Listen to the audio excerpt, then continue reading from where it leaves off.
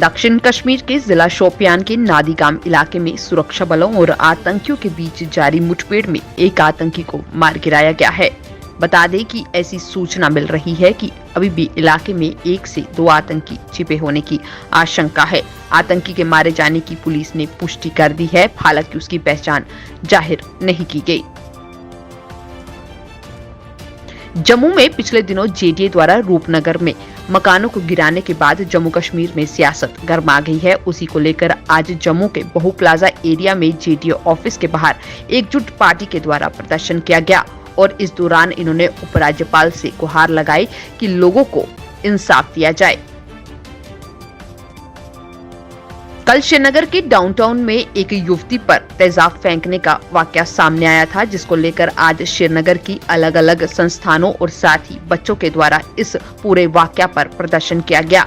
साथ ही साथ इस मौके पर इन्होंने ये आवाज उठाई कि आरोपी को फांसी की सजा देनी चाहिए और साथ ही उपराज्यपाल से गुहार लगाई है कि इन कानूनों में बदलाव की जरूरत है, क्योंकि एक तरफ बात हो रही है बेटी बचाओ बेटी पढ़ाओ और वहीं दूसरी तरफ महिलाओं के प्रति इस तरीके से अपराध बढ़ना कहीं न कहीं चिंता की बात है। जम्मू कश्मीर सिक्योरिटी विंग के रिव्यू को लेकर आज जम्मू में जम्मू कश्मीर कांग्रेस के प्रेसिडेंट जीए मीर के द्वारा एक प्रेस वार्ता को संबोधित किया गया और इस मौके पर इनका कहना था कि अगर बात करें तो इस रिव्यू लिस्ट में यह साफ है कि कांग्रेस के कई नेताओं को डिग्रेड कर दिया गया है और उनसे सिक्योरिटी को छीन लिया गया है। साफ तौर पर ये सरकार चाहती है कि नेताओं की जान को मुश्किल में डाल दिया जाए, परंतु हम कतई भी ऐसा बर्दाश्त नहीं करेंगे और ये मांग कर रहे हैं कि जल्द ही सिक्योरिटी को वापस किया जाए।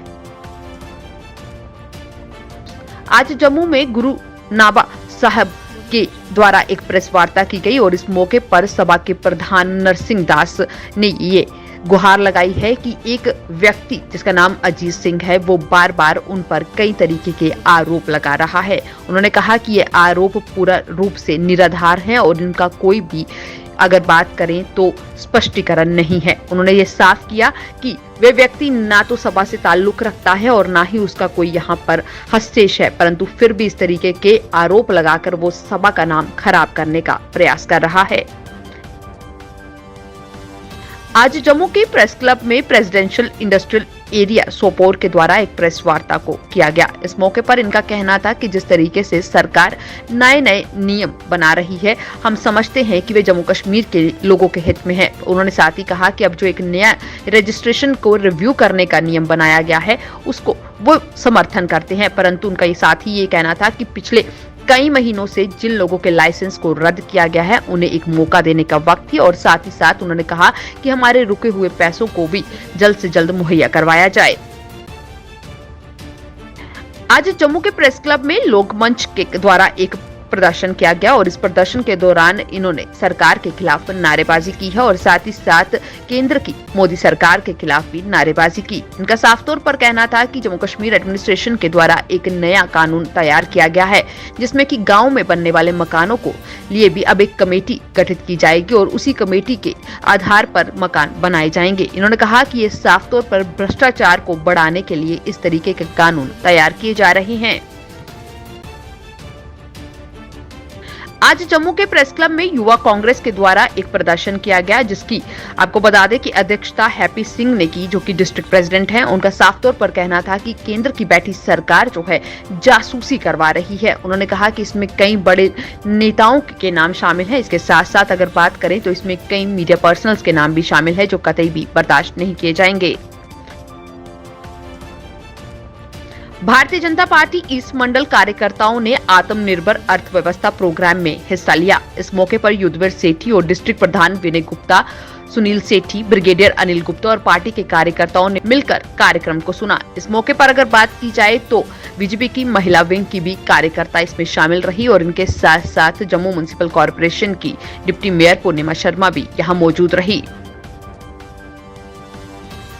मौसम की बात करें तो मौसम एक बार फिर करवट बदलता हुआ नजर आ रहा है। चंद दिनों में मौसम ने फिर करवट बदली है और आज अगर जम्मू रीजन की बात करें तो मौसम में एक बदलाव देखने को मिल रहा है।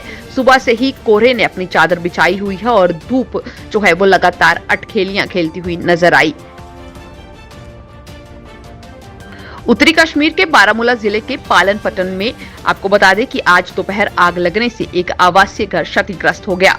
इस मौके पर लोगों ने बताया कि पटन के पलहन मोहल्ले में आग लगने की घटना में हमीशा का आवासीय घर क्षतिग्रस्त हो गया है और साथ ही साथ इस मौके पर पुलिस और स्थानीय लोगों ने मदद की और दमकल की गाड़ियों ने आग पर काबू पा लिया। परंतु अगर बात की जाए तो अच्छी बात ये रही कि इस घटना में किसी भी तरीके की कोई जान नहीं गई है। आज श्रीनगर की पंपोर इलाके में high court of Jammu and Kashmir के द्वारा एक अवेयरनेस कार्यक्रम की शुरुआत की गई। इस अवेयरनेस कार्यक्रम की बात की जाए तो यहाँ पर ट्रैफिक सिटी श्रीनगर भी मौजूद रहे और उन्होंने कोशिश की कि लोगों को अवेयर किया जाए और साथ ही साथ उन्हें बताया जाए कि इस कोरोना के समय में किस तरीके से सभी नियमों का पालन कर शहर में ट्रैफिक व्यवस्था को सुचारू किया जा सकता है।